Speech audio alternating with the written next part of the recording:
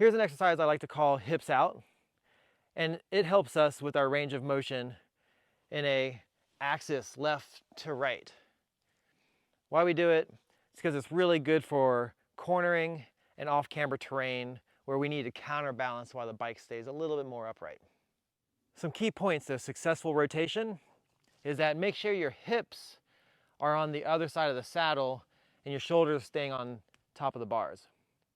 Here's what it looks like when your hips are on the other side of the saddle, but your shoulders stay on top of the bars.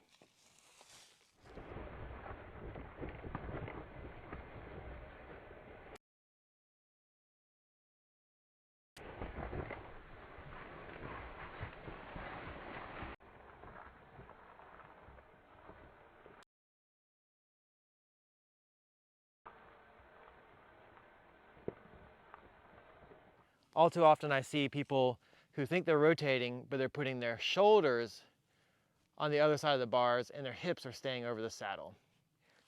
Here's what it looks like when your shoulders are hanging out on the other side of the bars, but your hips are staying above the saddle, which is the wrong way.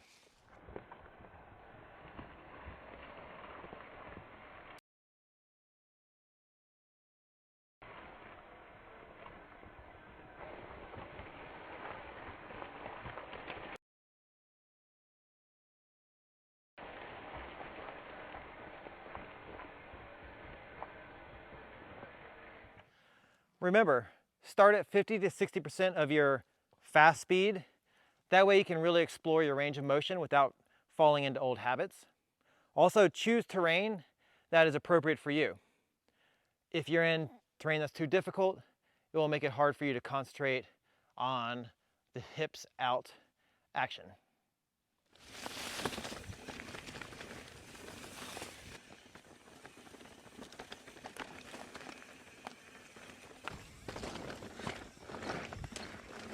Here's a downhill off-camber corner with a bunch of roots.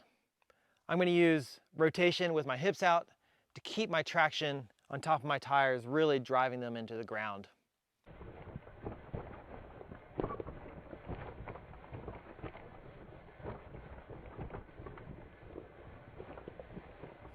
There's your hips out exercise.